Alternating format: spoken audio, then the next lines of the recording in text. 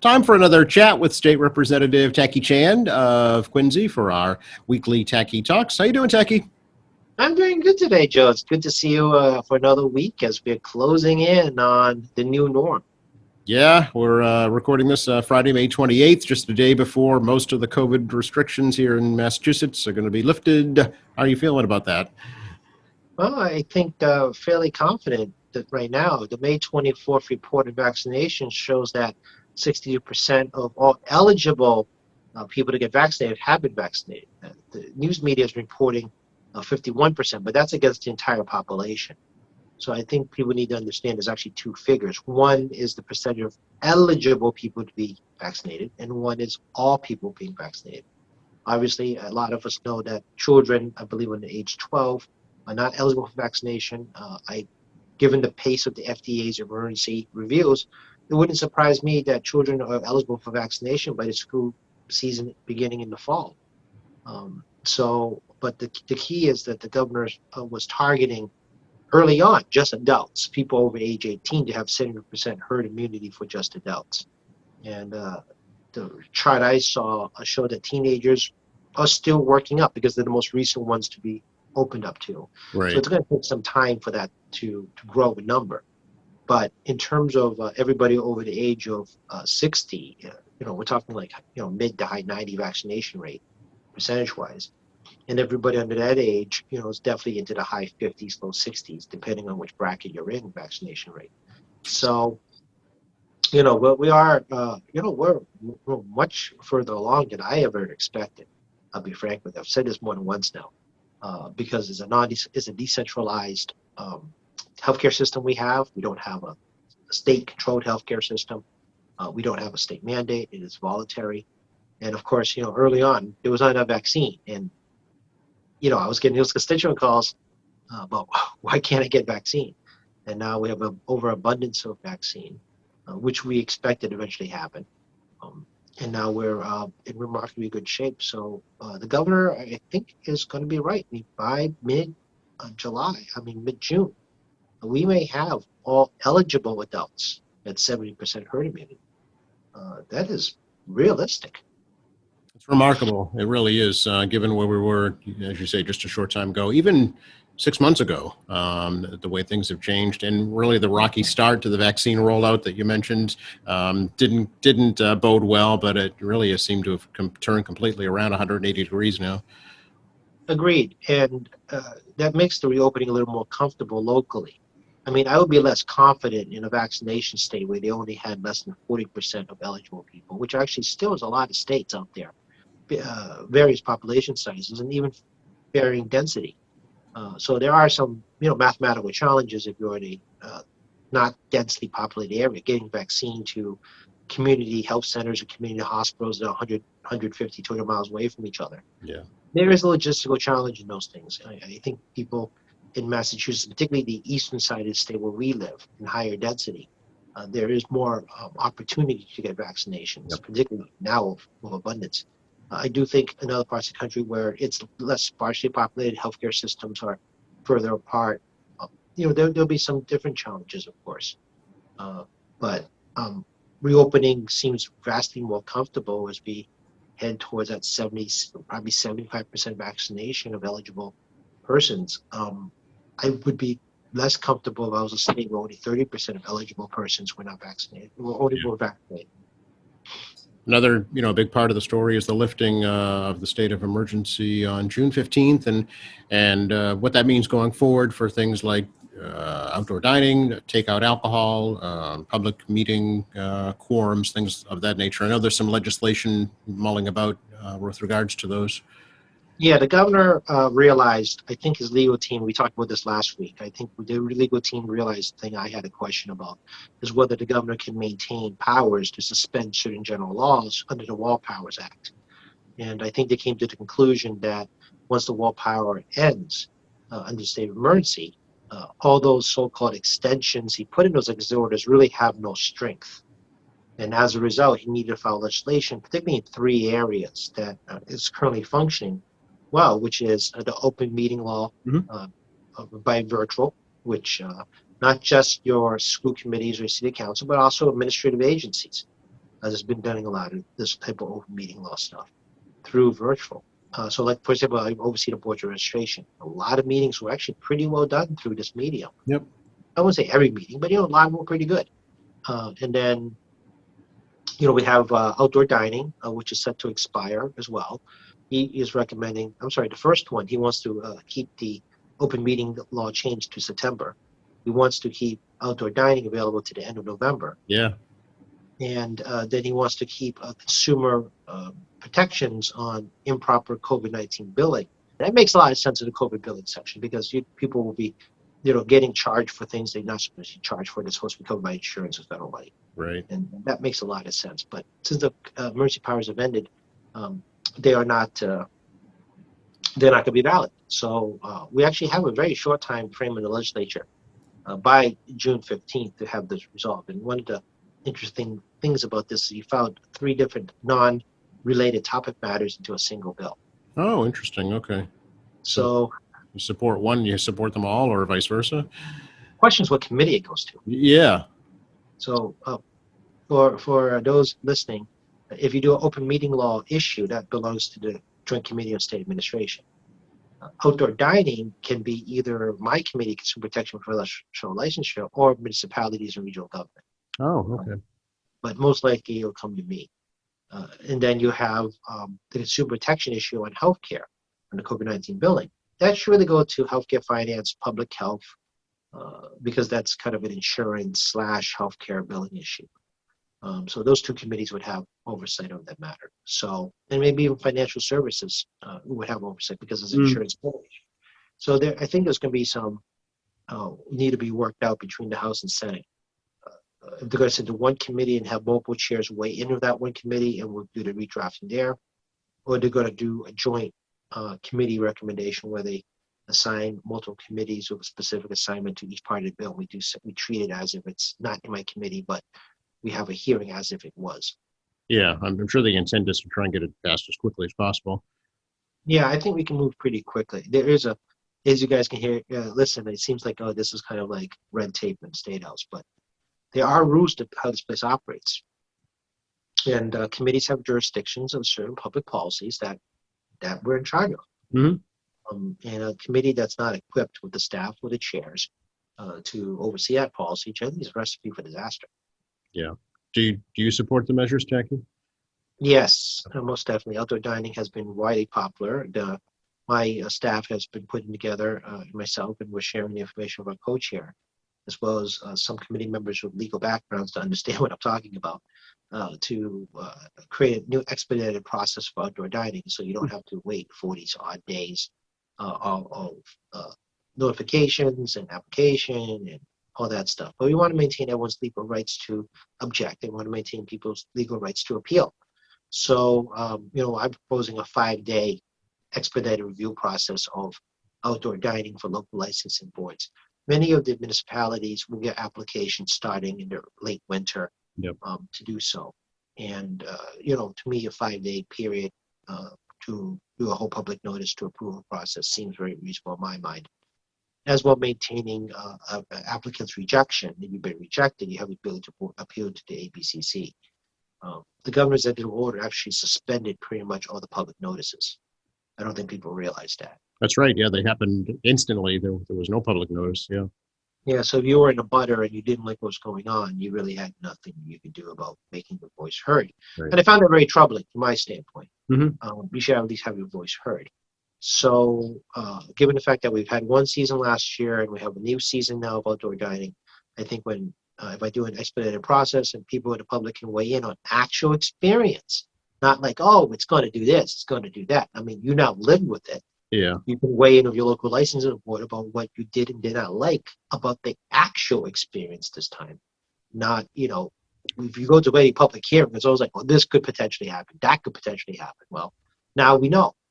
And, right. As a citizen of the, or resident of the municipality, you can actually speak from personal experience now about whether this is a good or bad idea. Yeah. Open meeting law is pretty easy. Consumer protection is pretty easy. We've got some questions about takeout alcohol continuing. Yep. That is a quirky situation where we included in the economic development bill take-out beverages until February 15th or the end of the state of emergency, which is June 15th now. So when state of emergency comes, so will take-out alcohol end. Okay, I don't think that's as controversial, even restaurant owners' point of view. They want folks to come in and spend money in the restaurant.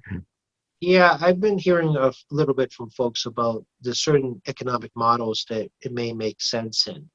But the general feeling I've talked to folks, and I've not talked to all my committee members yet. I'm still in the process of calling them. It takes time to call a lot of people. Um, and be getting a lot of phone calls from other folks too. That you want people to dine in, and it was most apparent when even we had limited open dining, Hmm. the interest in takeout alcohol dropped dramatically. Yeah. Once any kind of open dining. We talked about this a lot about the fact that it's a tip-based economy. I know there's a workforce shortage, folks. I mean, there's a talk about that, but still, people have gone back to work. It's a tip-based economy, and we could debate about my ideas about that. But I think it's very important for people who have some means that are willing to feel safe dining in to give a little extra if you can to the staff who really had a lot of concerns about working. They're front-facing. They meet more people than you're going to meet passing through a restaurant. And some of these folks have to take public transportation to get to work, which is a bit of a peril, as we all know, trapped inside a bus or a train from other folks. And they got the comfort level of safety. And I do believe that certain folks have moved on to other jobs because of personal safety fear. Yeah, I know several myself that have done that. Yeah, and people have people are not young and they may have other pre-existing health conditions, and even with vaccination, you're not 100% immune. Right. So you need to weigh your personal safety as part of your occupation. One thing I know the governor does not want to continue is the cap on fees that these delivery apps charge, Grubhub and a bunch of the other ones. Yeah, that should normalize. Again, all of us were getting gouged by delivering services. Let's just call it what it is. It's a market force issue. They have limited drivers. They have the delivery services widespread. And they have, frankly, during the lockdown, they had basically a monopoly, and capitalism rules, and they're able to charge what they want.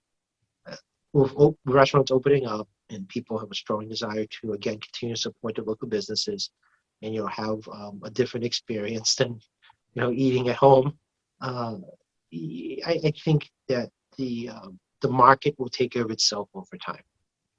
Charge too much and they won't use you anymore, basically. Basically, yes. Yeah. Right. I mean, the market should take care of itself. Okay.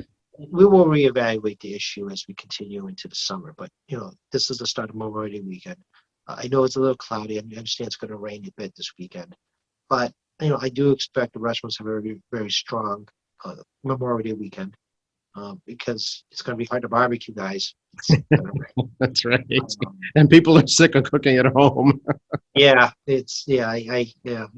I mean, we've talked about my cooking. We should really just give you a bunch of tacky cooking pictures. That could be a whole separate show, Tacky. Yeah, Tacky in the kitchen. Tacky teaching you how to cook. But I hope you have a microwave. I have a lot of gadgets now. A lot of new things I've always wanted and actually decided to buy it for the first time. No, I didn't go too crazy. I have friends that made themselves into a commercial kitchen. It feels like the amount of stuff they bought. But yeah, I expect the restaurant season to be very strong. I truly believe that people want to support their local businesses. I really do. And I hope people are patient with their local businesses too, because there is a staffing issue, but also I think every business will make their own conscious decision about health and safety of their employees and their customers. They may continue to wear masks. They may have partitions up still. It does them no good to have their staff or customers get sick. And I think there's a degree of safety. I think all of us wants to feel safe. I know that, we don't need to wear these things starting this weekend, but, people should feel safe. And I think that's crucial for economy to move forward. If they don't feel safe and comfortable, they're not inclined to venture out to spend money on brick and mortar. and support our local business owners. So I always ask, I look, the governor's correct. You've got people who wear masks, and I may be doing it myself every so often, depending on my fear level of where I go into. Let's call it what it is, folks. It's fear. You shouldn't make fun of folks like that. I mean, Right. you don't know what their pre-existing health condition is. Yep. You don't know what their comfort level is. In my cases, I said more than once, I have a mom with cancer. I promise you she's going to be wearing this mask, still continue wearing masks as vaccinations roll out. And then, you got store owners that probably and hopefully actually will continue to have heavy sanitation, Yep. hygiene. And if they have those hand sanitizers available, well, we should partake. Yeah, I mean, there are certain people that can't get vaccinated for various reasons. Folks may have somebody at home that's immunocompromised like yourself. A variety of reasons, you never really should assume. Exactly it. And people should be very understanding about that and not have these altercations to see on the evening news that people are just jerks. I mean, about how they treat other folks. And if you go to an establishment, they have the petitions up or they have hand sanitizer available. I mean, that's the safety of you as a customer and safety for them as your retailer or service provider. Yeah, So, and if you don't like their policies, you don't have to patronize them. that's correct. But, I do ask that people be respectful of business as well regarding how they handle the business. And, to also support them. You may not agree, but please do support them, not because you disagree, but because, they're not looking to hurt you. They're just trying to protect everybody. Yeah. No, I do want to ask you, Jackie, I don't know if you want to get into or not, is the discussion around the origins of COVID-19 at the federal level and what's going on right now, and your concern about how that might impact what's happened to the Asian community because of it. Yeah, I do have some interesting observations on that. I've been watching, as you all know, I watch a lot of international channels now that have English-speaking channels. That is, by the way, not state-controlled by a foreign government. There's a lot of them out there, if you look carefully, who actually runs those stations. And there is a lot of concern by the World Health Organization regarding sufficient access from the Chinese government about the origins of which. And there is no evidence of a lab-created bioweapon. Okay, folks. I mean, it's pretty much accepted this as an airborne transmission through another mammal. That seems to be a fairly good consensus. The real question is, when did they know, and why didn't do anything about it? That's really the question now. There's some inquiries about one of the labs. They have their own version of CDC. Everybody has one. And actually, the Wuhan one actually was partially paid for by the federal government in the U.S. to address SARS. No. Because that was how bad it was. That it really was an international effort because SARS escapes out of the region. It really, it's not as bad as COVID in terms of death count, but it's equally pandemic worthy. So, the question was, what did they have in their lab when they were studying this, and what did they really know and when? And then I do have concerns about the Indian variant, because as we've seen about the impact on the Asian community, especially the Chinese community, regarding a lot of the anti-hate issues and anti-Asian issues. Anti-hate doesn't make sense. The anti-Asian issues. We talked about the fact that Asian American history in the U.S. has not been kind to Asian Americans. If you do look into it, and I do ask that people do. There's this constant term, Indian variant, may have also an adverse effect on the Indian community in this country. And, there will rise in incidences against them as rapidly as the Chinese. But time will tell to see how that unfolds. So, it's going to be some time, I think, of the various global health organizations investigating this, including the U.S., including the EU, including the UN, and many others, trying to get to the source of who knew what, when, how, and was the response adequate. And that's going to take some time. And if you watch news, one of the big challenges globally is how to deal with public relations. We've seen it here in our country regarding the Trump administration, and now with the Biden administration, about how they communicate COVID-19. It's not uniquely a U.S. problem. It appears to be a very global problem how to do it. For example, India thought they got through the first wave scot-free through just draconian lockdowns makes here look tame in Right. terms of. But it seemed they survived the first wave very well as a result. But elections occurred in the second wave.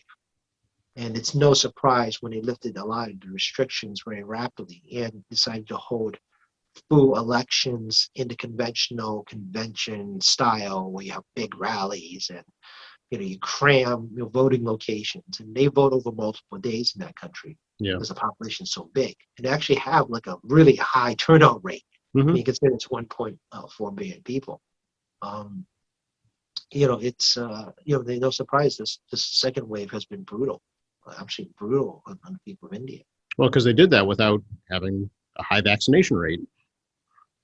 Yeah, actually, absolutely true. And they are the biggest manufacturing companies of AstraZeneca is in India. Yeah.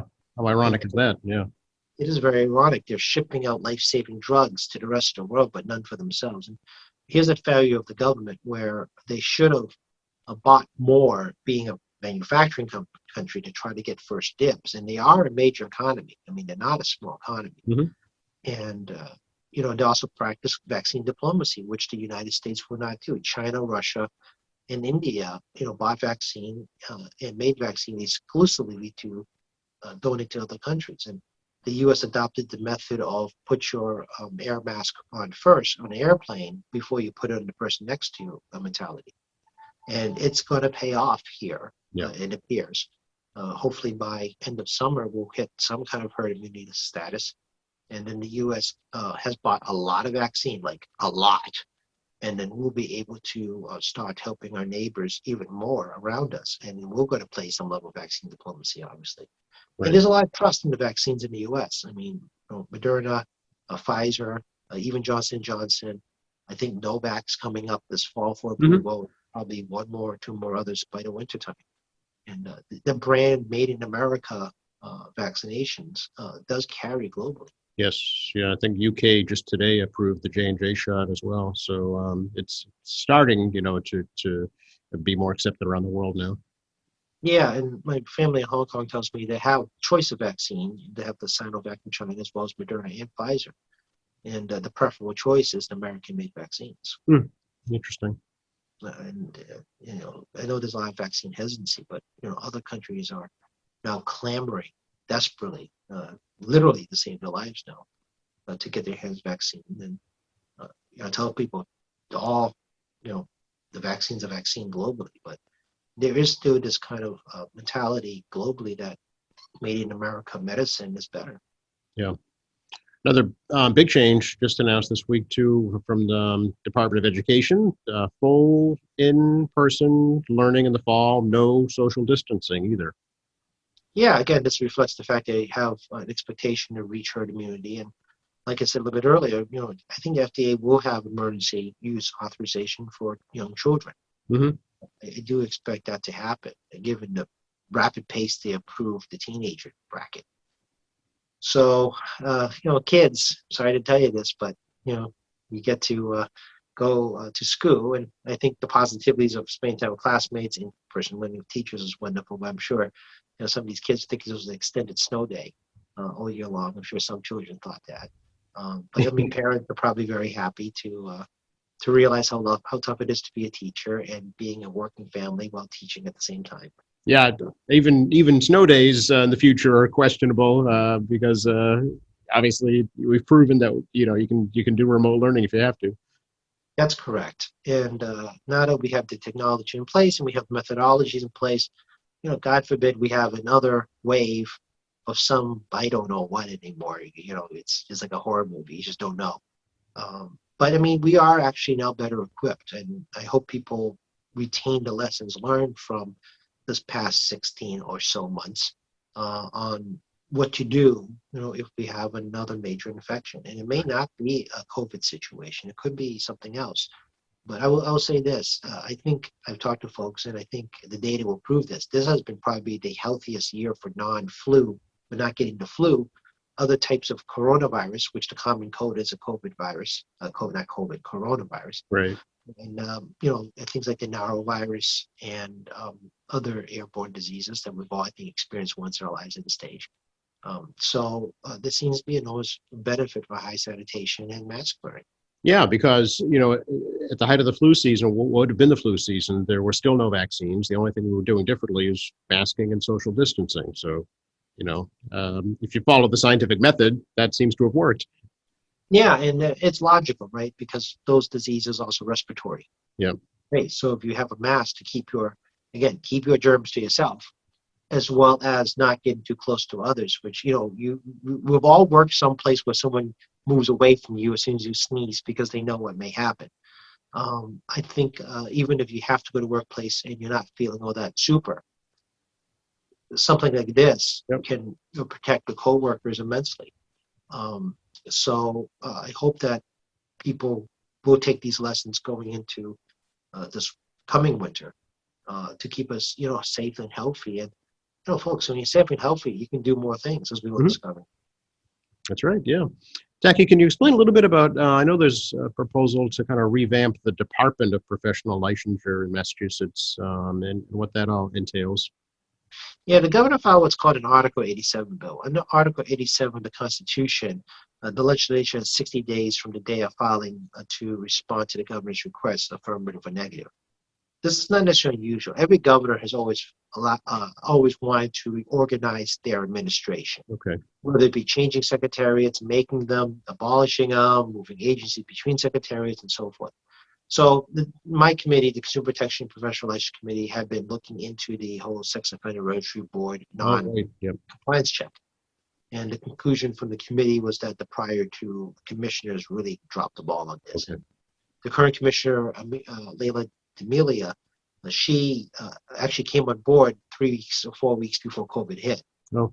So while she was doing her own internal review, she was now managing a whole other crisis, like every other state agency was managing a crisis. And because a lot of DPO workers are on site, yes. They're inspectors to go out there, plus you have in-house processing. Government buildings do not have social distancing by nature. And of course, we discussed earlier, virtual meetings, but open meeting law for the various boards, right? So, learn on the fly all last year. Well, we didn't get a chance to really continue the conversation further with the commissioner because pandemic. And all of us kept shifting priorities around COVID. Okay. And one of the things we had been discussing about whether or not the division of division of professional licensure was too heavy, meaning too many agencies. So the governor's made a proposal to move out some of the healthcare-related agencies to a new division called the Division of License. Was it the POL, Division Professional Occupational License? Yes, Professional Occupational License. Okay. That's what I'm going to call it. So things like nutritionists, hearing aid folks, we're going to be moving into that new agency out of the Division of Professional Licensure, and they'll be funded and staffed separately. I see. Okay. And that will take some pressure off the existing division and the commissioner to maximize their resources there, because we also came to the conclusion they were badly underfunded for the volume work they were doing. One of the tricks, as you guys are going to learn from hearing from me about government, is that they always quote unquote make cost savings for emerging state agencies. What they do is that they create more work for the new agency, but they cut their funding from the previous version, hence so-called cost savings. So they end up understaffed, underfunded, and to do as high as 4 times as much work prior to merger. And that creates inefficiency at the expense of a cost, for the benefit of a cost saving. I see. So obviously you get complaints about poor service suddenly post-merger, and it's like, well, they try to do 4 times as much work with less money, adopting whole new agencies and policies and work they didn't do before, so they learn on the fly. And the Division of Professional Licensure, I've already enough to remember, was the Board of Registration was originally called. Suffered 20 years plus of my life doing this business of mergers, constantly merging more things in there that, frankly, was quote unquote, we're doing cost savings. Okay. So, yeah, sacrificing service for the bottom line. Yeah, and after 20 plus years of doing this, it all came to a head this past couple of years. negative consequences of it.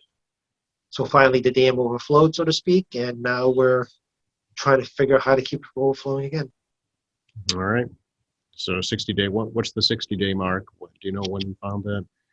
Well, it's a little confusing. There's some debate about whether it's 60 days from admittance or 60 days from filing. Ah, okay.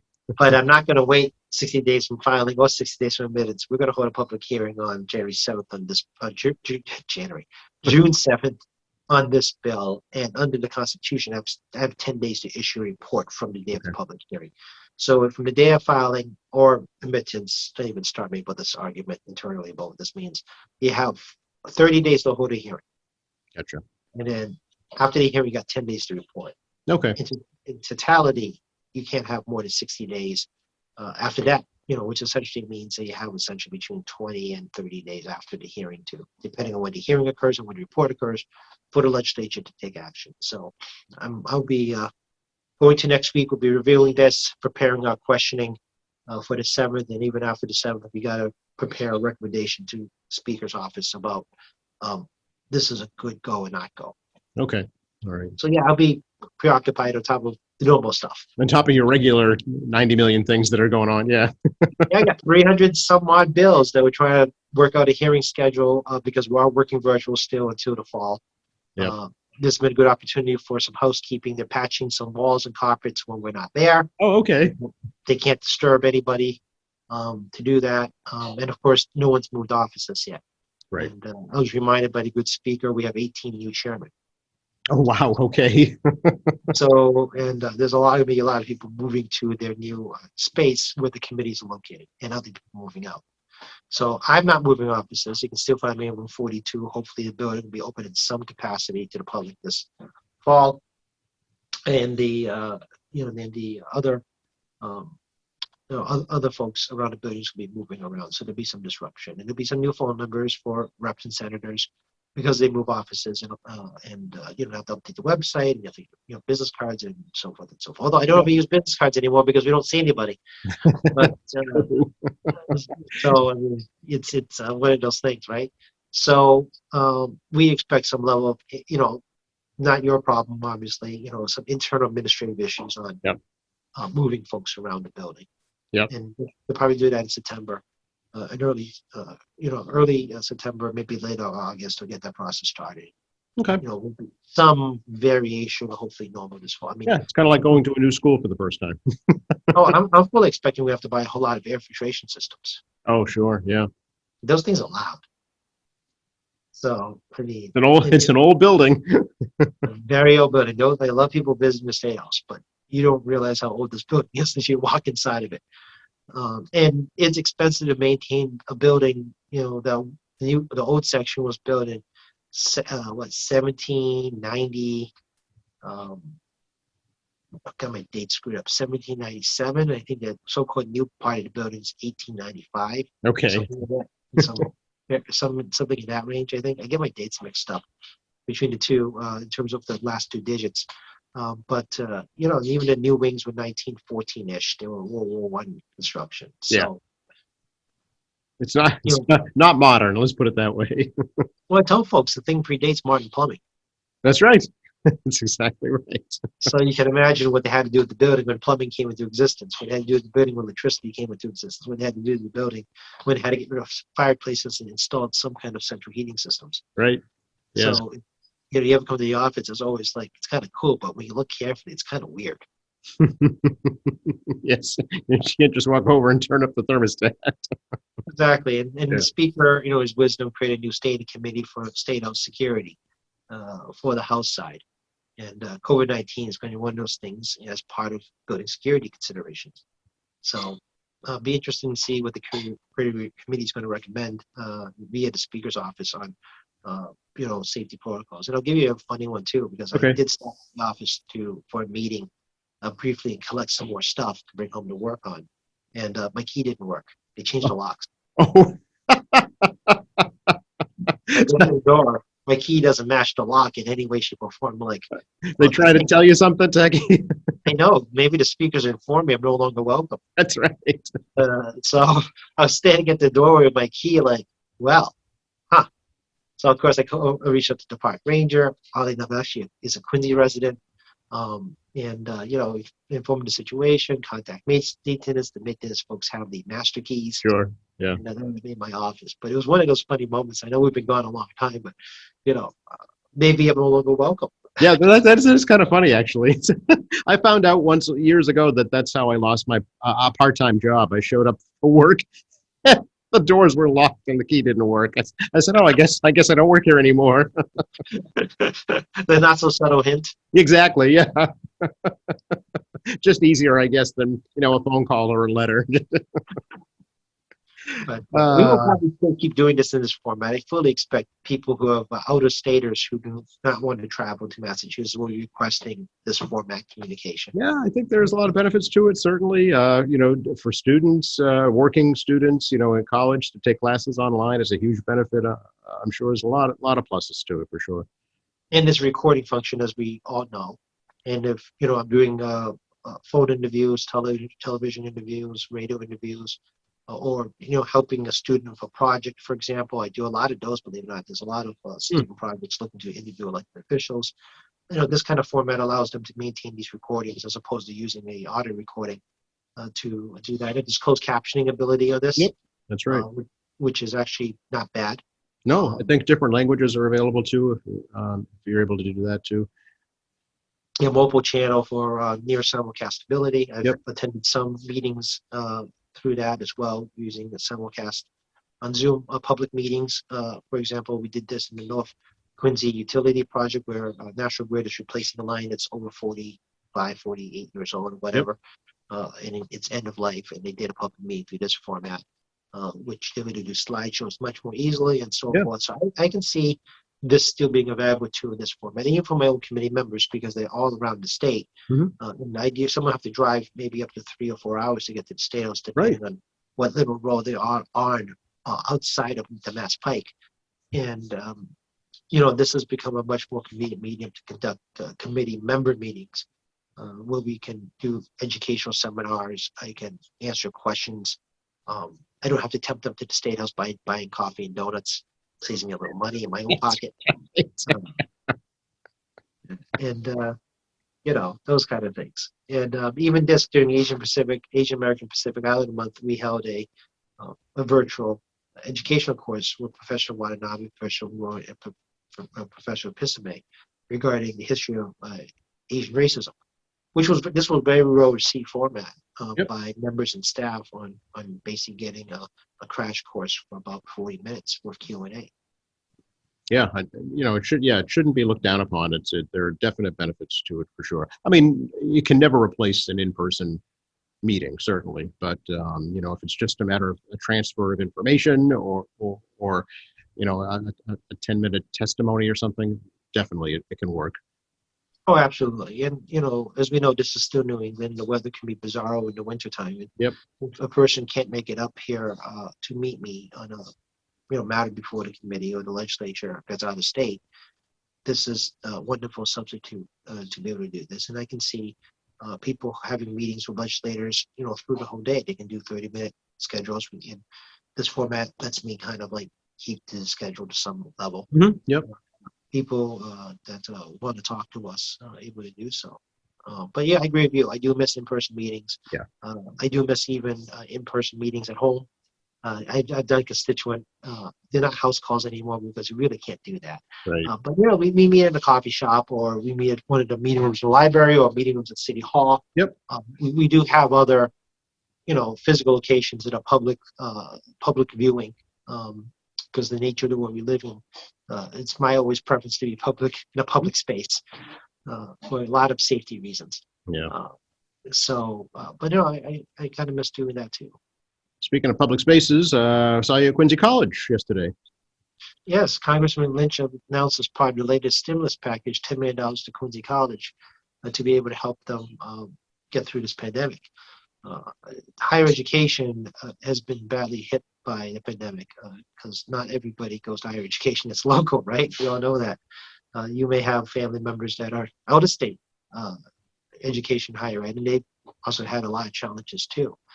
So most folks don't realize there are big three economic drivers in the state. Is number one is healthcare, which has been crippled by COVID-19 because a lot of the optional patient services aren't available. And of course, international local travel has been very challenged. Mm-hmm. So our hospital system has been under a lot of strain over COVID-19 and maintaining COVID-19 preparations, basically about real compensation. The federal government is basically paying for a lot of it.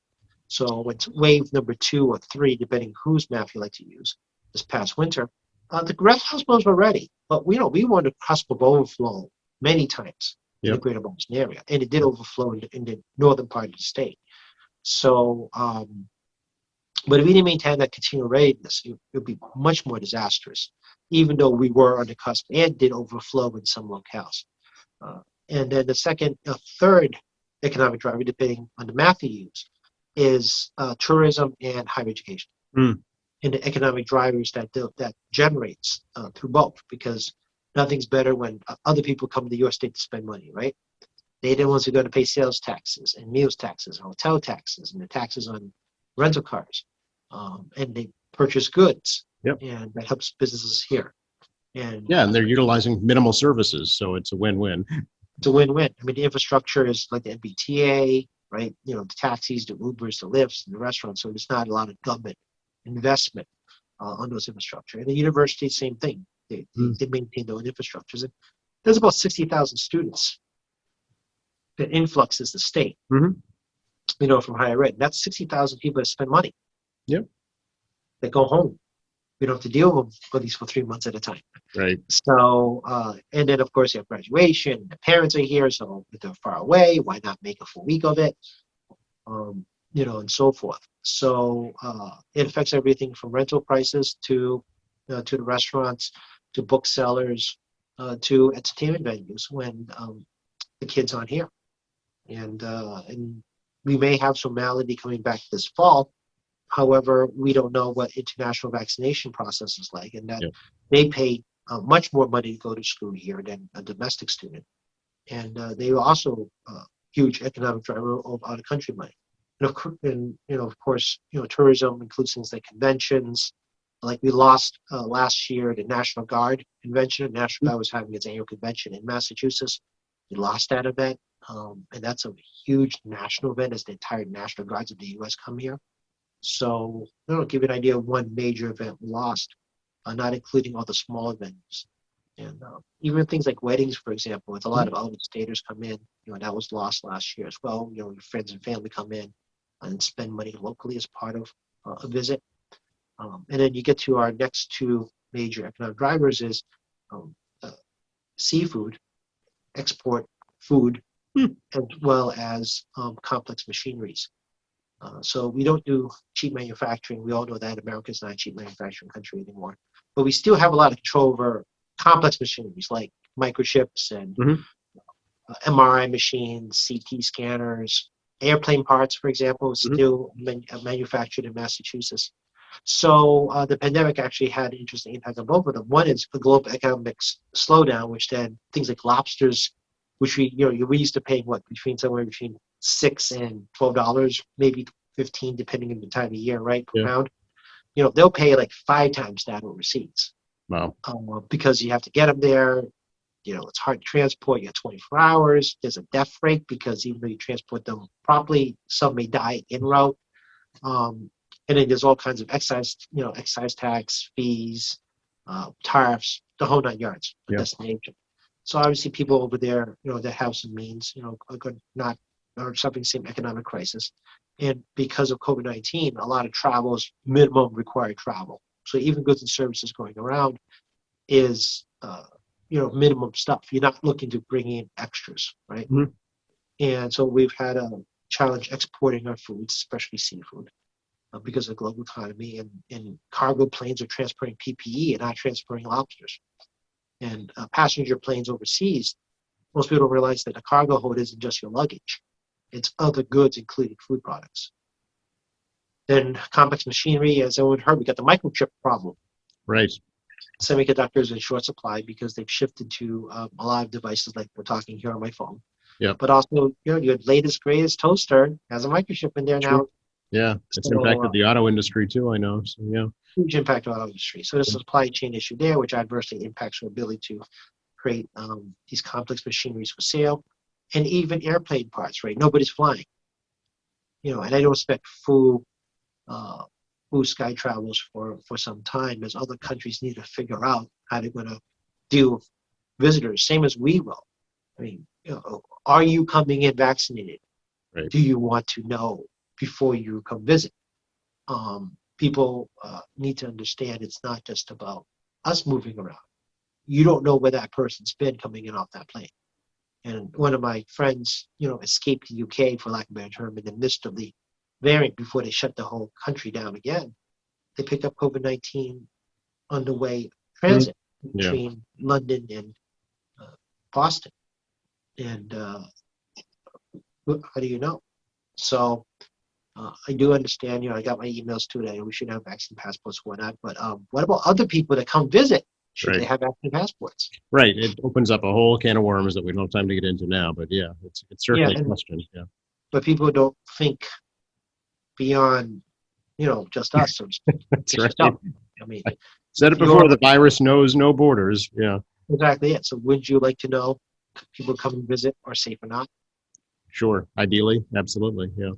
Agreed. And that's going to impact, I said, major economic drivers. It affects our higher education, affects healthcare, affects tourism, affects manufacturing, and affects seafood and other import, export of food products around the state. So, moving out of state. So Canada's our number one tourist partner, along with China and the UK.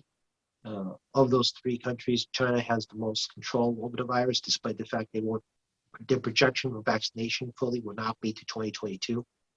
Much bigger country, even though it's a centralized healthcare system, still much bigger country. There's a lot of hesitancy for people to leave that country because they've not been vaccinated. Right. Yeah. And their state news systems, obviously don't always say positive things about the world. But regarding COVID tracking numbers, I think every media outlet, regarding if it's private owned or government owned, is not going to lie about the severity of the situation. Well, next time we talk, it'll be June. I know, June and graduation season. I say Quincy High is doing graduation. I will expect my Quincy High invite at some point because for some reason it's been running a little late. And Father's Day is rolling around, and start of summer vacations rolling around, and it does feel like a lifetime. But another funny occurrence happened is I didn't realize how it's been a year of some folks I know have passed away from COVID-19 and non-COVID-19, and been so preoccupied by taking care of ourselves in isolation, but also working nonstop.